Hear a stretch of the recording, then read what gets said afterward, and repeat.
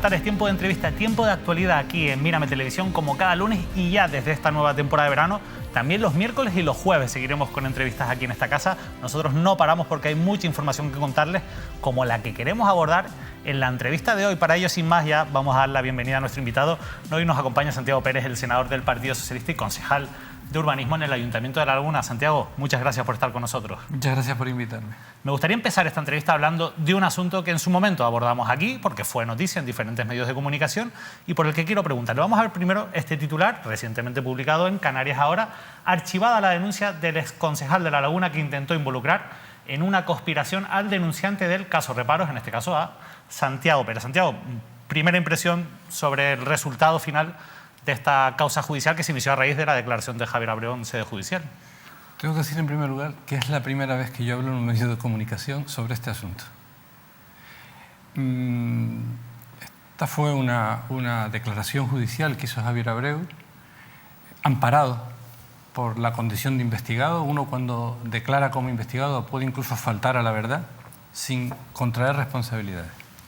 Y básicamente Javier Abreu, a preguntas insistentes del abogado de José Alberto Díaz, el exalcalde de La Laguna y hoy ya exconcejal, Víctor Díaz, dijo que yo había hablado con él en días previos y que se sintió amenazado, y que yo había hablado con él para que él, en su testimonio, en su declaración, cargara las tintas sobre Fernando Clavijo, como que era la estrella de toda esa investigación. Eso era radicalmente falso. Y en la vida, las cosas que han ocurrido, uno puede demostrarlas o no, pero las que no han ocurrido son indemostrables. A partir de ahí se desencadenó una gran campaña periodística y mediática que se intensificó cuando se supo que el Partido Socialista me proponía como senador por la Comunidad Autónoma de Canarias. Y yo mantuve silencio. La Fiscalía, con buen criterio, eran tan graves las afirmaciones de Javier Abreu que pidió que esas manifestaciones fueran enviadas al juzgado de instrucción. ¿Usted lo entendió como razonable ese paso que daba la Fiscalía? Sí, porque además es habitual que los que se ven envueltos en casos de corrupción, en investigaciones por casos de corrupción, le echen la culpa a la Fiscalía. Hay artículos periodísticos, no uno, varios, en los que se ha afirmado que la Fiscalía Anticorrupción y yo estamos de acuerdo para perseguir a Coalición Canaria. Yo nunca he hablado con la fiscal anticorrupción, María Farnés, nunca. Pero claro, suele ser una respuesta característica de quienes se ven envueltos en investigaciones por corrupción, echarle la culpa a un enemigo exterior, a una conspiración, en este caso a una especie de conjura para perseguirlo. Yo tuve que aguantar toda esa campaña periodística, denigratoria, difamatoria, y me mantuve callado, porque yo sabía perfectamente qué no había pasado. Y lo que no había pasado es que yo hubiera hablado con Javier Abreu para amenazarle en ningún sentido. Yo trato de explicarme y de explicar mi comportamiento partiendo de la premisa de que las personas, los canarios, los isleños, somos inteligentes. Hay gente que hace política partiendo de la premisa contraria, de que todos somos tontos menos los que dicen mentiras, titulares y consignas. Y entonces, yo quiero decirles lo siguiente: el caso Reparos es un caso de investigación que no tiene nada que ver con interferencias telefónicas, con un testigo, en fin, no. Todo está por escrito. Luego, lo que alguien diga o deje de decir no es importante. Son casi 200 resoluciones, 200 decretos, en una materia muy sensible, que es la de gestión por parte de empresas privadas de los servicios principales del Ayuntamiento de La Laguna. Y cuando se terminaban los contratos de esas empresas, se las autorizaba, siempre a las mismas empresas, a seguir gestionando esos servicios una, otra y otra vez. Y cada vez que se efectuaba esa autorización, el interventor general de la corporación, que no es un funcionario cualquiera, es el que tiene el deber de controlar previamente, antes de que se dicten los acuerdos, los decretos, las resoluciones, que pueden significar coste económico para el ayuntamiento, obligaciones económicas, en definitiva, para los contribuyentes. Esta es la función del interventor. Esto no son polémicas entre unos funcionarios y otros, porque el interventor es eso, el interventor, el que controla la legalidad de esos acuerdos. Es interesante esa respuesta, Santiago, porque el jueves, cuando entrevistamos a José Alberto Díaz, precisamente en esta mesa, y le preguntamos por el caso Reparos, él insistía mucho en ese argumento de que al final ellos lo que han hecho, desde la parte política, simplemente es resolver una discrepancia entre un funcionario que dice que no y un funcionario que dice que sí. Así lo explicaba él. Usted no está de acuerdo, entiendo, con todo esto. No, pero no es que yo no esté de acuerdo. No es así. No, es que las administraciones públicas, la general del Estado, las administraciones autonómicas, las administraciones locales, tienen un esquema de funcionamiento que está reglado, está previsto en la legislación, y todas esas administraciones, cuando van a tomar acuerdos que suponen consecuencias económicas para el presupuesto, es decir, que hay que pagar con el dinero de los contribuyentes, están sometidas a un control previo de legalidad. Y ese control previo se asigna al interventor, que es un funcionario que, como el secretario, tiene un estatuto de particular independencia para poder informar imparcialmente. Y esto es lo que hay. La legislación de contratos del sector público no es una majadería que se inventó alguien. Está pensada para que cuando la Administración va a adjudicar un contrato de servicios, de obras, de suministros, seleccione la mejor oferta. Se le permita a todas las empresas en libertad de concurrencia formular sus ofertas. De esa manera, cada empresa incorpora en su oferta las variables de mercado y se le permite a la Administración, es decir, a los contribuyentes, porque la Administración paga con el dinero de los contribuyentes, seleccionar la mejor. Y esto es exactamente lo que no se hacía en el Ayuntamiento de Laguna durante años, en relación a los principales servicios. Estamos hablando de alrededor de 200 decisiones que han supuesto compromiso y pago de 85 millones de euros, siempre a favor de las mismas empresas. Y la pregunta que yo tengo que hacerme es, ¿a cambio de qué? Porque cuando uno le permite a una empresa continuar una línea de negocio, y lo es, porque si no las empresas no lo aceptarían, no están obligadas a aceptarlo, la pregunta es ¿a cambio de qué? Y yo puedo pensar que es a cambio de financiación electoral, que es a cambio de enchufar gente que luego se convierte en agentes electorales del que les consiguió el empleo, del político que les consiguió el empleo, o simplemente mordidas. Puede que nada de eso, pero cuando tú tienes que ejercer una función que es la de controlar al gobierno, que es esencial en la democracia, no puedes perder de vista esos escenarios. Hay una cuestión de legalidad y hay una cuestión de limpieza en las reglas de juego democrático, en la competición democrática. Y hay algunos, en mi opinión, que llevan demasiado tiempo saltándose lo uno y lo otro. Para cerrar este asunto, porque hay otras muchas cuestiones que quiero abordar con usted, Santiago, entiendo por un lado que evidentemente todas esas acusaciones, Javier Abreu, no han quedado demostradas. Entre ellas también él hablaba de que usted se había reunido con el interventor. Entiendo que usted nunca se reunió con el interventor para preparar esta denuncia. Así no ha quedado demostrado en cualquier caso. Pero entonces, ¿por qué lo hizo Javier Abreu? Porque al final lo cierto es que sí que es verdad que dijo lo que dijo en sede judicial. Yo creo que Javier Abreu, por razones que él algún día explicará si quiere, se ha convertido en una especie de gorgorito que lo manejan desde atrás los de Coalición Canaria. Y todo esto apunta, en mi opinión, a la dirección de Coalición Canaria. O sea, ¿usted cree que está detrás Coalición Canaria? No es que Javier Abreu estuviera molesto porque se le haya investigado en esta causa. Él se ha prestado a eso. Él se ha prestado a eso.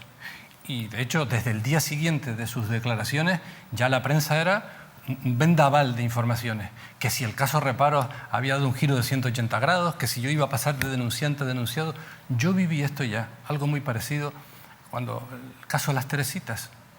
Y todo el mundo sabe cómo terminó. Y tuve que aguantar difamaciones, etc. Y además uno tiene que aguantarlas con la sensación de que está... y la conciencia de que está cumpliendo un servicio público. La diferencia entre una democracia y una dictadura es que en las dictaduras hay gobierno, pero no hay oposición, y en la democracia sí. Y hay gente que le tiene miedo a estar en la oposición, y hay algunos que están en el juego político mientras están en el poder, pero desde que pierden el poder salen pies para que los quiero, corriendo.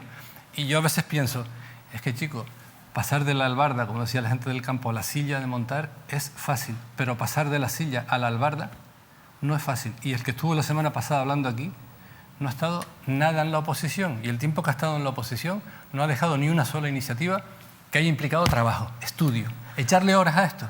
Como decía Pedro Molina, da la impresión de que algunos, cuando están en la oposición, se aguantan las ganas de trabajar. Se aguantan las ganas de trabajar, ¿no?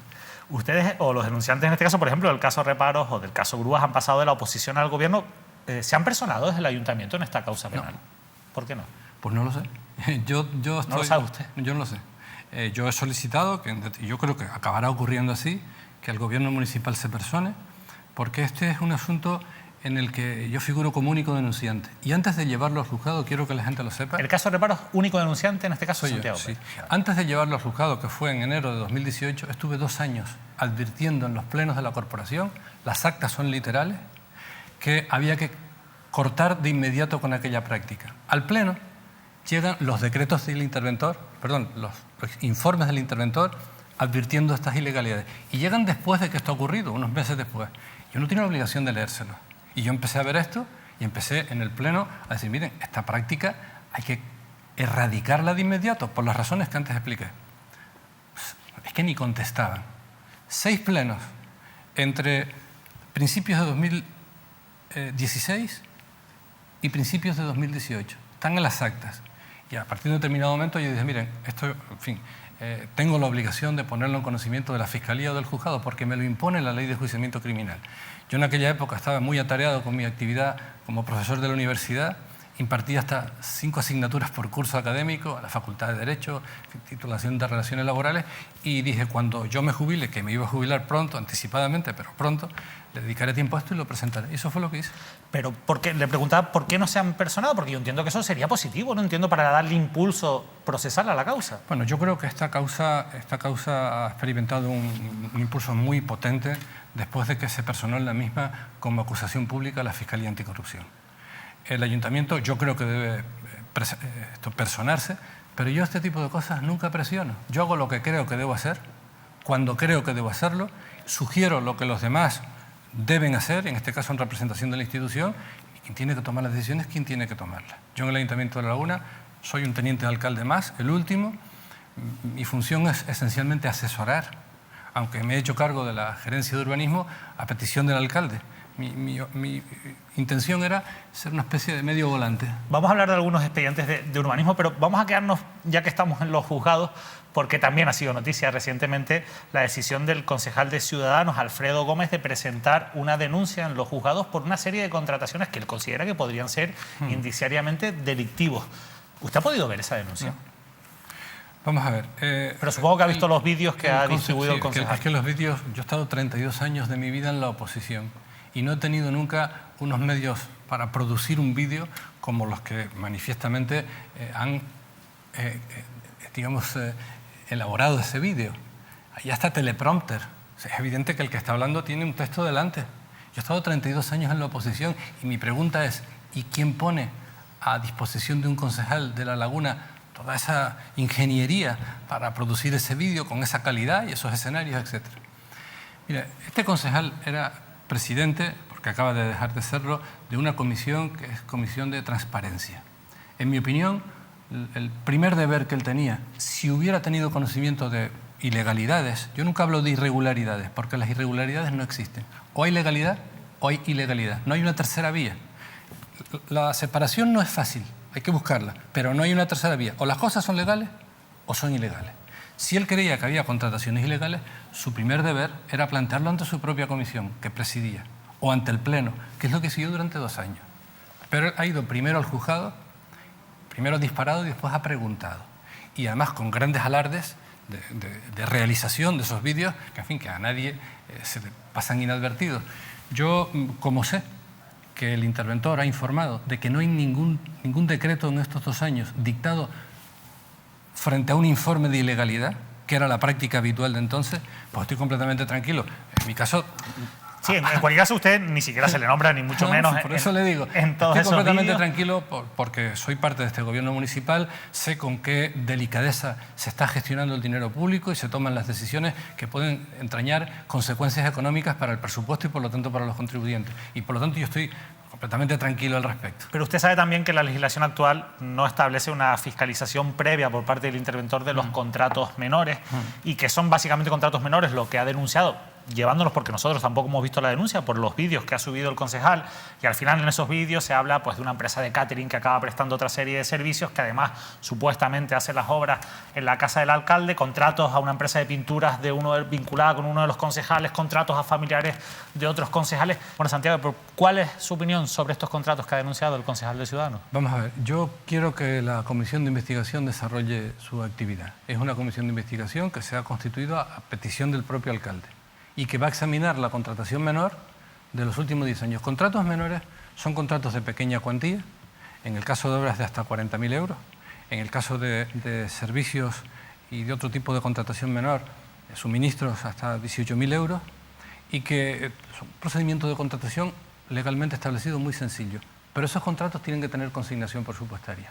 Y durante los últimos 10 años se hacían infinidad de contratos, hasta millones de euros, sumando uno tras otro, sin consignación presupuestaria. Y esto implica nulidad de pleno derecho. Y por muy sencillo que sea el contrato, requiere un expediente también muy sencillito, que empieza con una declaración del concejal que contrata, órgano de contratación, diciendo, contrátese.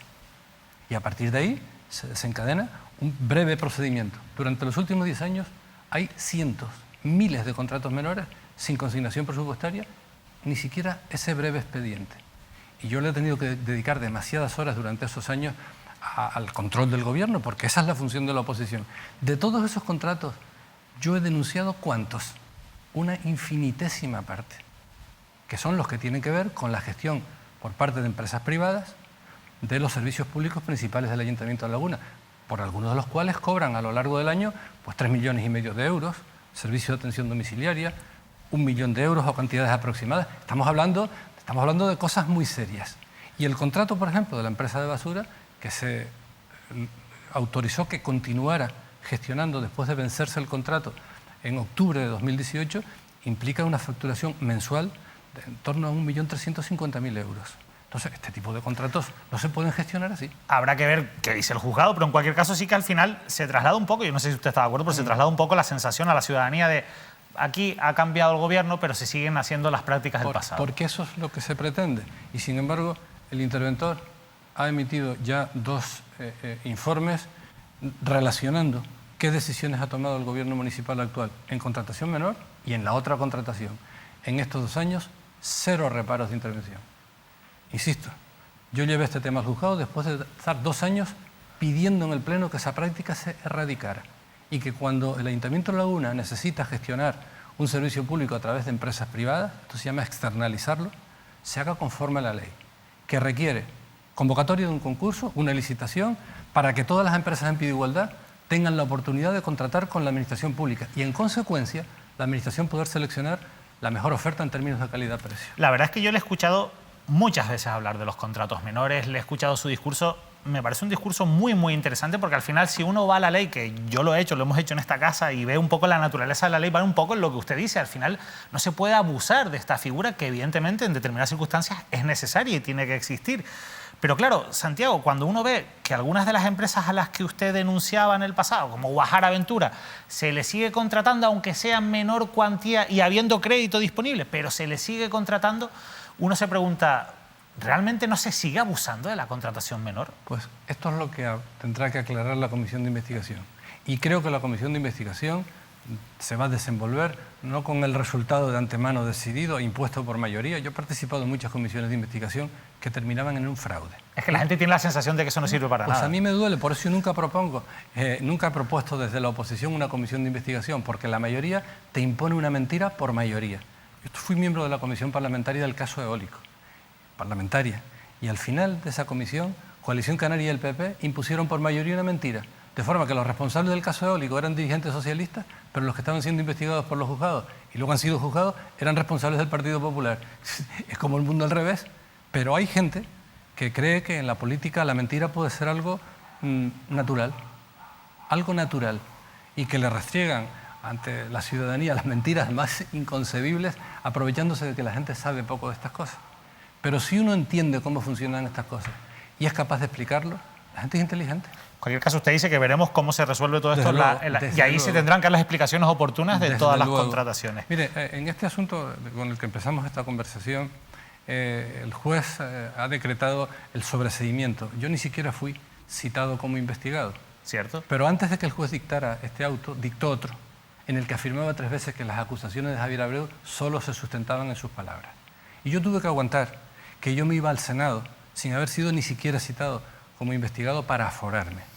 A mí esto me pareció una ruindad incalificable, porque yo no soy igual que Clavijo. Clavijo estuvo aforado en el Tribunal Superior de Justicia de Canarias y cuando perdió el aforamiento, porque el Estatuto de Autonomía suprimió los aforamientos, salió corriendo para el Senado. y dejó a la oposición en el Parlamento descabezada, porque este es de los que les gusta también estar en el gobierno, en la silla, pero en la albarda de la oposición no. Entonces, a mí me dolió ese asunto, porque te voy a decir una cosa.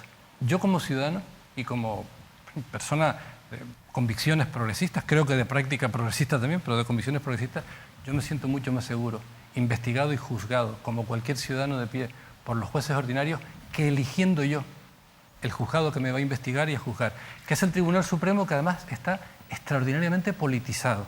Y podríamos hablar un rato de este asunto. No, pero entonces la verdad es que nos iríamos y no hablaríamos de otros asuntos urbanísticos por los que le quiero preguntar, pero sí que es bueno que quede claro que usted no llegó a estar investigado en ningún caso, u otra persona, como es la abogada Sandra Rodríguez, a la que también en algunas ocasiones se vinculó con esas informaciones, porque al final es la abogada que lleva también la acusación en ese caso, pues tampoco estuvo investigada en todo ese periodo. Y lo importante también es que quede todo esto claro, Santiago.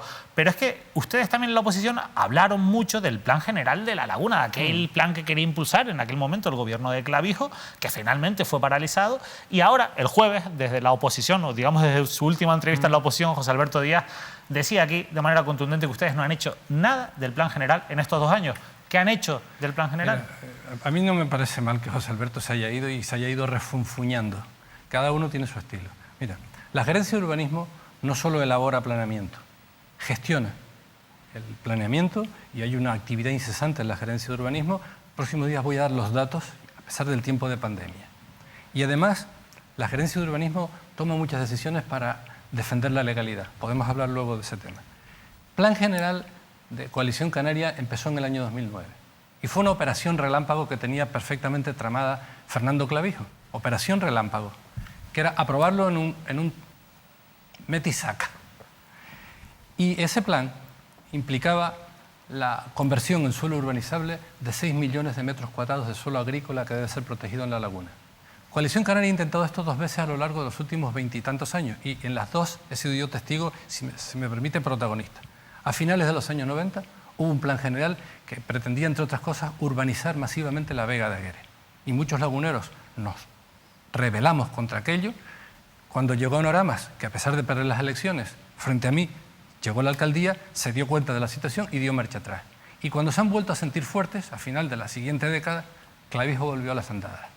Un plan que pretendía reclasificar como suelo urbanizable más de 6 millones de metros cuadrados de suelo agrícola. No lo digo yo, lo dijeron los ganaderos Pedro Molina Ramos en sus alegaciones, que están elaboradas sobre el asesoramiento de una consultora, un gabinete extraordinariamente cualificado en este asunto, el de Jorge Coderch Figueroa. Les obligamos de nuevo a dar marcha atrás. Ahora resulta que el Plan General de Ordenación habría que prácticamente empezar a tramitarlo desde el principio, porque debe tramitarse una nueva evaluación ambiental estratégica. Es imposición legal y si no lo hiciéramos, todo lo que hiciéramos estaría expuesto a una denuncia, a una impugnación. Pero ya tienen redactado el plan. Bueno, el Plan General, Clavijo intentó aprobarlo en esta operación relámpago, se les obligó a retroceder y se empezó a renegociar con unas plataformas ciudadanas que desempeñaron un papel activísimo. Surgieron para eso un papel de propuesta, de resistencia, de reivindicación, de defensa de un modelo sostenible y fueron dando marcha atrás y llegaron las elecciones. 2019, después de una década perdida. Empezamos los trabajos y en 2020 ha empezado el tema de la pandemia. En este momento yo no voy a desempeñar, bajo mi responsabilidad, a desenvolver un plan general sin que previamente hagamos un análisis estratégico de hacia dónde tiene que ir el planeamiento, aprovechando toda esta dramática, traumática experiencia de la pandemia. Lo están haciendo los principales municipios, las principales ciudades, áreas metropolitanas, europeas y españolas. Y nosotros no vamos a tramitar, al menos mientras esto esté bajo mi responsabilidad, no vamos a tramitar un plan por inercia. ¿Por qué? Primero porque hay que hacer una reflexión de hacia dónde va el urbanismo, cuáles deben ser los nuevos modos de asentamiento poblacional, de uso del suelo, de edificación de viviendas, en fin, con eficiencia energética, etc. Primera cuestión. Segunda, si nosotros tramitamos el Plan General de Ordenación ahora, va a haber que incorporar al Plan General un sistema viario que le viene impuesto a La Laguna como un dogal, por un instrumento de ámbito insular, el Plan Territorial Especial del Sistema Viario del Área Metropolitana, que yo he llevado hasta iniciativas al Parlamento para derogarlo. Porque esta isla no empieza y termina en la Plaza de España. Los demás municipios, en particular Laguna, no somos las afueras de Santa Cruz, Somos municipios gran ciudad y que tenemos el mismo derecho a ordenar nuestro suelo que el que tiene el Ayuntamiento de Santa Cruz a ordenar el suyo. Ahora, hay una mayoría progresista en el Cabildo y en el, el Gobierno de Canarias. Pues por eso lo hemos pedido, y el Ayuntamiento de Laguna ha aprobado recientemente una moción presentada por mí para pedirle al Gobierno de Canarias que suspenda ese sistema viario. Porque La Laguna tiene que asumir las responsabilidades que le correspondan como municipio de esta isla. Esto no es un montón de municipios, cada uno de espaldas al otro, no. Pero las que estén justificadas. No las que vengan impuestas por una forma de entender la isla de Tenerife que empieza y termina en la Casa de los Dragos de Santa Cruz. Entonces, para mí este es un asunto importante. Y luego, el plan estratégico que vamos a encargar y que se va a desenvolver en medio de un gran debate, que es lo que están haciendo los principales municipios, ya están todos los documentos preparados para sacarlo a licitación. Pero estoy pendiente de que se nos transfieran los recursos económicos desde el Ayuntamiento. Digamos que ese plan estratégico va a marcar un poco las líneas del plan general. Exacto. A partir, no un modelo abierto, no. A partir de unos valores de desarrollo sostenible, de protección del suelo agrícola y tal. Y además, y entre tanto, La Laguna tiene un plan general que está vigente y que tiene reserva de suelo urbanizable para poder albergar, desarrollando ese suelo, el que ya está clasificado como urbanizable, una población de hasta 63.000 personas más. Si tomamos el indicador de 3 personas por vivienda, si de 2 personas por vivienda, 42.000. Entonces, hay suelo urbanizable para gestionar, se está gestionando. O sea, la parálisis de que no se apruebe un plan general no está bloqueando, digamos, en la práctica la gestión. En absoluto. Y además, hay toda una dotación de suelo agrario que ha estado en peligro periódicamente bajo los gobiernos de Coalición Canaria, que está protegido por el plan de 2000 y la actualización de 2004, fruto de la resistencia de la ciudadanía durante finales de la década de los 90, en la que yo participé porque era entonces portavoz del Grupo Socialista en el Ayuntamiento. Teniendo en cuenta la complejidad de las tramitaciones, los distintos planeamientos y demás, Santiago, yo sé que es una pregunta complicada, pero vamos a ver, ¿cómo se atreve alguien a venir aquí? Han estado desde el año 2009 hasta el año 2019 y no han sacado el plan adelante, entre otras razones porque lo que intentaron al principio fue una operación especulativa, inmobiliaria de altos vuelos, a echarle la culpa a nadie. ¿Cuánto creen ustedes que van a tardar ustedes? No lo sé, no es un tema que a mí me preocupe. Creo que hay que hacerlo bien y como además sé que La Laguna tiene suelo urbanizable, lo acabo de decir, para desarrollar sus expectativas, en fin, de residenciales, comerciales, etcétera, más que sobrado, y está a buen recaudo protegido el suelo agrícola, que siempre ha estado en peligro, bajo la querencia especulativa de Coalición Canaria. Todo el mundo sabe que la cabra tira para el monte y Coalición Canaria para la especulación inmobiliaria. En fin, esto es lo que yo he vivido durante muchos años. Y pongo 2 ejemplos. Lo que ocurrió con el planeamiento de La Laguna a finales de los 90 y lo que ha ocurrido a partir del año 2009. 2 intentonas de aprobar un plan general de ordenación que cercenaba a fondo una reserva de suelo agrícola que debe ser protegida, pero no por capricho, sino porque lo establece la legislación y porque es un patrimonio que una vez destruido es irrecuperable. Es irrecuperable. Esperemos que haya sobre todo consenso en ese nuevo planeamiento. Al final es dibujar el futuro de una ciudad y un municipio tan importante como La Laguna. Pero decía usted antes que la gerencia de urbanismo, más que para adjudicar contratos, que no lo está para eso precisamente, está para también pues, desarrollar urbanísticamente el municipio y velar por la legalidad. Sí. Esto es una parte muy importante. Quiero compartir con usted 2 noticias que obviamente por su cargo evidentemente conoce, porque al final son resoluciones que ha dictado el propio Santiago Pérez en algunos casos. La Laguna denuncia en la Fiscalía la actividad sin licencia de una empresa que ocupa unos 100.000 metros cuadrados como depósito de vehículos en San Bartolomé de Geneto. Y otra que incluso todavía más llamativa, porque no suele ser habitual, el Ayuntamiento de La Laguna demolerá las obras ilegales del depósito de coches de Geneto y pasará la factura a los propietarios, lo que se conoce técnicamente como ejecución forzosa, que insisto, no suele ser habitual, pero que es algo que no solo contempla la ley, sino que obliga la ley a las administraciones a llevar a cabo. Explíquenos un poco qué ha pasado con esta situación de esta empresa en San Bartolomé de Geneto. Yo dicté hace unos meses, a finales del año pasado, una instrucción para todos los funcionarios de la Gerencia de Urbanismo en materia de disciplina urbanística. Y establecer una instrucción es establecer dirección política, que es lo que nos corresponde a las personas que representamos a la ciudadanía. La disciplina urbanística no se puede tramitar por inercia. Hay que establecer criterios y prioridades. Y las prioridades es atajar la gran infracción. ¿Y cuál es la gran infracción? Pues, por ejemplo, la que genera devastación de suelo agrícola, la que tiene repercusiones sobre el territorio que luego es imposible darle marcha atrás. Esto es lo que dice básicamente la instrucción. ¿Cuál es la experiencia real? Que el pequeño infractor, que a veces se salta la legalidad urbanística porque no la conoce o por necesidad, cuando se le detecta, viene rendido, no tiene asesores. Y yo tengo infinidad de ejemplos ya como concejal de urbanismo. Hay pequeñas infracciones. Una persona que puso una habitación encima de la azotea de una casa terrera en suelo urbano porque tenía que alojar a un hijo. Tengo un caso paradigmático en Tejina, zona urbana, una familia que hace 17 años sobre la casa terrera por una plancha para que viviera la familia el hijo de la familia que acababa de crear. Se había casado. Pues probablemente no tuvieron dinero y no la enfoscaron. Allí vivió esa familia, se criaron los hijos y 17 años después le abren un expediente y como no estaba enfoscada, parece que no estaba terminada. Una vivienda que había sido utilizada como vivienda de una familia de 17 años. Estas cosas no pueden ser. No, vamos, mientras yo sea concejal de urbanismo y el alcalde de La Laguna sea el que es, estas cosas no pueden ser. Pero eso parece una infracción pequeña comparado con, por ejemplo, otro tipo de A infracciones. eso me refiero. Y entonces, el gran infractor tiene los mejores asesoramientos y puede estar jugando al gato y al ratón con la administración, ejerciendo sus derechos, a veces incluso pasándose un poco, porque le puede salir a cuenta. O sea, ganar tiempo puede ser negocio. Y además genera un efecto de desmoralización sobre el pequeño infractor, que ve delante de él algunas cosas muy graves y el peso de la ley parece que le cae al pequeño. Es algo parecido a lo que suele ocurrir con las administraciones tributarias, que parece que al pequeño infractor, que no ha pagado no sé qué impuesto, tiene un mecanismo virtuoso para perseguirle, y el gran infractor pasan cientos de millones para los paraísos fiscales, al cabo de unos años el gobierno de turno les da una amnistía. El efecto es desmoralizador. Y en este caso ustedes han descubierto, entiendo, los técnicos, Vamos a ver, a través de un procedimiento reglado. No es en San Bartolomé, es en San Miguel de Geneto. En San Miguel de Sí. Geneto, es verdad. Hay un justo sitio detrás de la donde una iglesia, empresa tiene usted potente ha ido sin título jurídico, cada vez creciendo más, estableciendo a campo abierto un depósito de vehículos que, por la información que a mí se me ha facilitado por los servicios de la gerencia, son 100.000 metros cuadrados. 100.000 metros cuadrados son 10 campos de fútbol, uno detrás de otro. Y había requerimientos, como si nada, y por cierto, que el gran empujón lo dio esa empresa a partir del año 2016. Y en el año 2016 había un alcalde en La Laguna que, si no hago mal las cuentas, estuvo la semana pasada por aquí. No tenía nada que decir al respecto. Él sobre esto dijo que sí, que está bien, que esto había que hacerlo y que... ¿Pero que hacerlo quién? ¿Yo? Bueno, ellos iniciaron los trámites en su momento. Otra cosa es que no le hayan dado el impulso político, Por claro. favor. Mira, vamos a ver.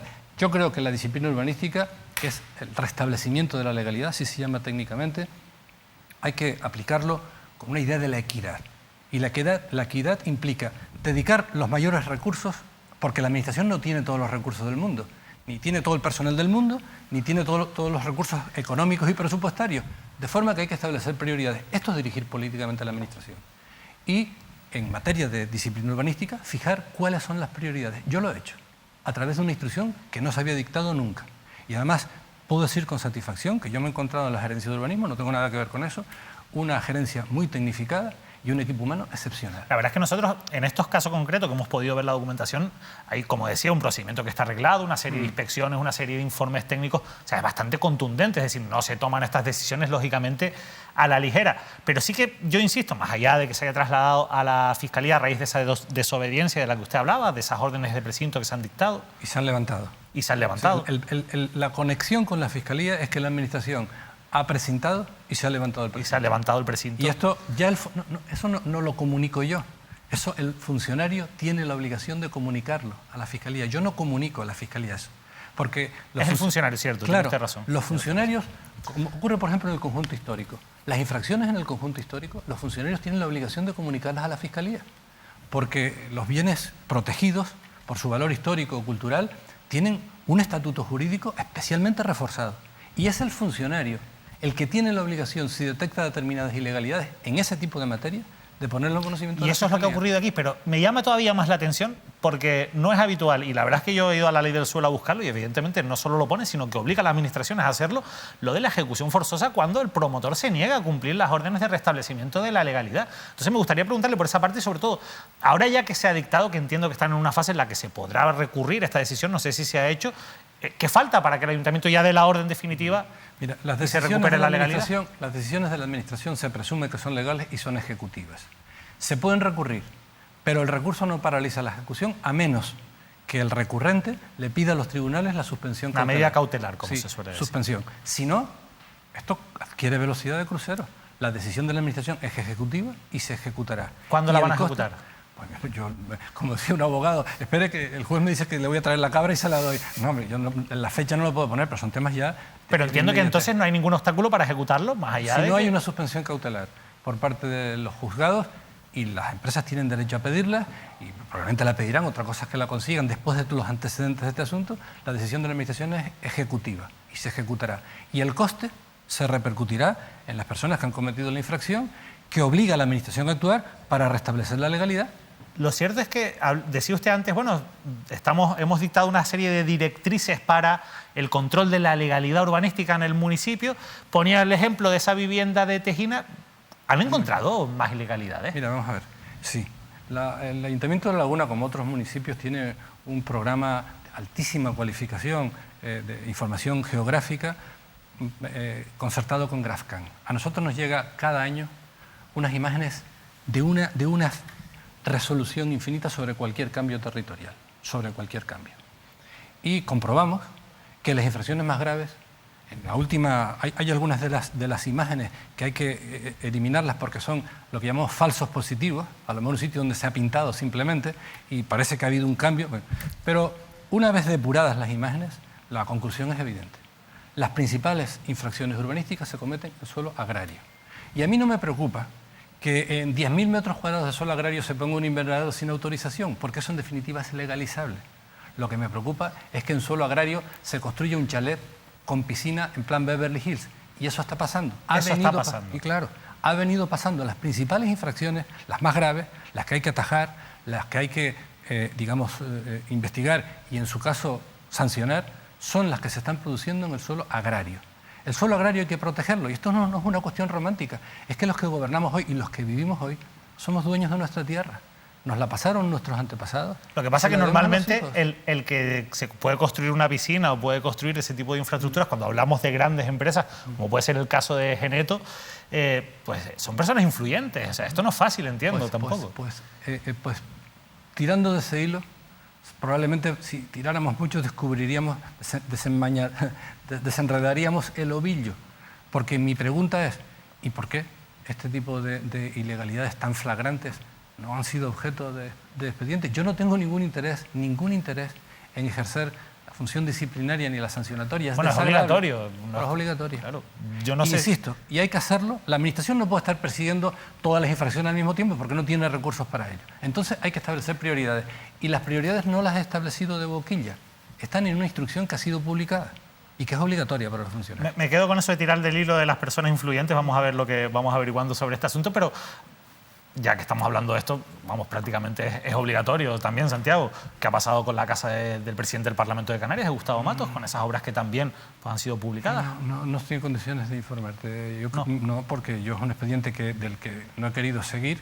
¿Pero son legales o son ilegales? ¿Es verdad lo que se ha publicado? Yo te lo dije antes. Para yo afirmar una opinión seria de legalidad y de ilegalidad, me tengo que estudiar el asunto. Yo, los temas que tienen que ver con Gustavo Matos, desde el primer momento me he apartado de ellos, porque la ley de procedimiento administrativo nos obliga a las personas que tenemos una relación de amistad o de afinidad a abstenernos. Y si no nos abstenemos, estamos incurriendo nosotros en responsabilidad. Entonces, yo sobre ese asunto no quiero prejuzgar. Vale. Está en manos de la Administración urbanística. Yo sí pongo la mano en el fuego por el elenco de funcionarios y de funcionarias que hay en esa gerencia. Me han demostrado a lo largo de 2 años profesionalidad. Insisto, yo no tengo palabras. Y yo no tengo nada que ver con ni quién lo seleccionó, ni quién desarrolló la gerencia. Yo me he encontrado tecnológicamente muy avanzada y servida por un elenco de funcionarios y de funcionarias, yo creo que excelente. Cuando se resuelva ese expediente, sí nos dará su opinión. Desde luego. Vamos a pero como observador, porque no voy a participar. Como observador, como persona que opina jurídicamente además con... Mi impresión es que tiene muy poca... Mi impresión es que tiene muy poca entidad, pero... Esa es su impresión de momento, sin ver cómo acaba el expediente. Nos da tiempo para una última cuestión urbanística. Nos van a quedar muchas cosas que no vamos a hablar. Volveremos a hablar en el futuro, si a usted le parece bien. Pero quiero hablar del proyecto de la peatonalización de Heraclio Sánchez. Porque la verdad es que mediáticamente ha sido un proyecto que genera bastante simpatías, o que ha tenido bastante buena difusión, pero los que sabemos un poquito de urbanismo sabemos que este tipo de cosas no son sencillas, que son expedientes muy complejos, que hay que cuadrar muchas cosas, cuestiones de seguridad, de movilidad, de planeamiento. ¿Esto cumple con todo este proyecto? Es la pregunta que quiero hacer. Desde luego. Vamos a ver. Aquí había una idea antigua de darle a esa calle una peatonalización preferente. Y lo que ha decidido el nuevo gobierno en el marco de la COVID es peatonalizarla. A través de un método de urbanismo táctico que implica muy poco coste y que implica ajuste permanente. Y está en el contexto de una idea que es un gran eje desde la Plaza del Cristo hasta el intercambiador, transversal en la ciudad, del cual Heraclio Sánchez sería el último tramo. Ahí se ha desarrollado un proyecto artístico y estoy oyendo estos días, vamos a ver, este está siendo un proyecto de éxito. Como tal, pues genera discrepancias y los que podían haberlo hecho y no lo han hecho están intentando buscarle las cuatro patas al gato. Y ahora están diciendo que si no cumple con la señalización y que, en fin, el día que haya un accidente, parece que estuvieran deseando que hubiera un accidente. Miren, las tendencias actuales en este tipo de obras pasan porque el diseño sea autoexplicativo. Yo tengo aquí documentos de la Dirección General de Tráfico donde así lo explicitan. Se ha abusado mucho hasta incluso confundir al peatón de la señalización tradicional. La señalización tradicional es necesaria, pero este tipo de proyectos, por la conformación del lugar, son muy explicativos. Ya no es tan importante la señalización convencional, que es la que echan de menos los que están intentando buscar las cuatro patas. ¿Pero no es obligatoria esa señalización? No, en determinados aspectos sí. Te voy a poner un ejemplo. La calle San Agustín es una calle que está peatonalizada. Uno viene por Tabales de Cala, la calle de los Álamos, que decimos los laguneros, ahí no hay, simplemente se da el paso, pero la gente por la conformación se da cuenta de que hay una calle distinta y eso orienta al conductor. De forma que los que están intentando buscarle las cuatro patas al gato, diciendo que no está señalizado, que va a haber un accidente, este es un proyecto artístico y tiene su lógica, como en todas las calles peatonalizadas. Es un urbanismo táctico que si todo esto sigue a buen puerto, pues acabará consolidándose y requerirá mayor inversión. Hasta ahora ha resultado muy barato. E insisto, es un proyecto que tiene una dimensión autoexplicativa. La frase no es mía, es de la Dirección General de Tráfico. Y dice la Dirección General de Tráfico que de la señalización convencional se ha usado y hasta se ha abusado. Y que ahora hay un concepto de calle desnuda. ¿Desnuda de qué? De señalización. A lo largo de Heraclio Sánchez habrá que poner en las intersecciones algunas señales convencionales, pero la orientación del conductor, bueno, limitación de 10 kilómetros máximo, etc. Pero la orientación fundamental de peatones y conductor la va a emitir el propio proyecto, el propio diseño. Y esto es lo que se ha hecho. Es una iniciativa del área de movilidad, del ayuntamiento, muy dinámica esa área, pero que ha contado con el asesoramiento de los siempre bien dispuestos, en este caso funcionarias de la Gerencia de Urbanismo. Es que yo precisamente le preguntaba a usted más que por la parte artística o de propaganda que ha tenido la iniciativa, que ha funcionado muy bien, como usted bien ha dicho, por la parte técnica. Sí. Al final, lo repito un poco lo que decía al principio, ¿cuenta con todos esos informes técnicos favorables? Vamos a ver, a lo largo de todo este proceso, los servicios del ayuntamiento y las áreas involucradas, seguridad ciudadana, movilidad, obras, urbanismo, han estado constantemente emitiendo informes. Cuando uno quiere que un informe tenga que ser positivo, tiene que decirlo a la ley. ¿O es que los que no le dan importancia a los informes de la intervención ahora están pretendiendo que tengan carácter obligatorio los informes que no son disconformes? Me los he leído. Es que eso le iba a decir porque da la sensación de que sí que hay informes negativos, entonces. No hay ninguna conclusión, hay sugerencias, pero no hay ninguna conclusión que diga informe desfavorable, entre otras razones, porque el órgano que lo emite no tiene autoridad para emitir un informe desfavorable, ni ninguna ley se lo exige. Entonces, aquí se está jugando mucho para intentar empañar un proyecto que es de éxito, no es nada del otro jueves, pero está bien, y a los hechos me remito. Mira, hay 16 nuevas iniciativas en una calle que se había ido convirtiendo en marginal, después de una etapa de auge, en donde estaban circulando todos los días los coches, no para comprar, sino para buscar aparcamiento gratis al aire libre. Hay 16 iniciativas, 16, que no son pocas, de nuevas actividades. Hay reapertura de locales que estaban cerrados y traspasos hasta de 6. Estamos hablando de una calle pequeña. Es un proyecto de éxito. Sí. Y a algunos eso les está escociendo. ¿A quiénes? Quienes podían haberlo hecho y no lo hicieron. Santiago, pero nos hemos quedado sin tiempo. De hecho, nos hemos pasado del tiempo que tenemos. Más adelante, con calma, yo le voy a invitar porque me he quedado con ganas de hablar con usted del Partido Socialista, al partido al que usted ha regresado, al partido al que siempre ha pertenecido durante muchos años, menos en la última etapa, de su trabajo en el Senado. Si no le parece mal, después cuando pasen estos meses de verano volvemos a hacer balance, en una época en la que esperemos que no haya mucha actualidad del Ayuntamiento, que ahora sí que la hay. Yo le agradezco que nos haya respondido a todas las cuestiones que le hemos planteado. Con mucho gusto. La verdad que es un placer. Santiago Pérez, concejal de Urbanismo y senador del Partido Socialista, concejal de Urbanismo de La Laguna, ha estado hoy con nosotros. Nos despedimos, les dejamos con toda la programación habitual y les recordamos que esta semana, insisto, multiplicamos nuestras emisiones. Tendremos entrevistas hoy lunes, también los miércoles y el próximo jueves. Así que no se lo pierdan, que pasen una feliz noche.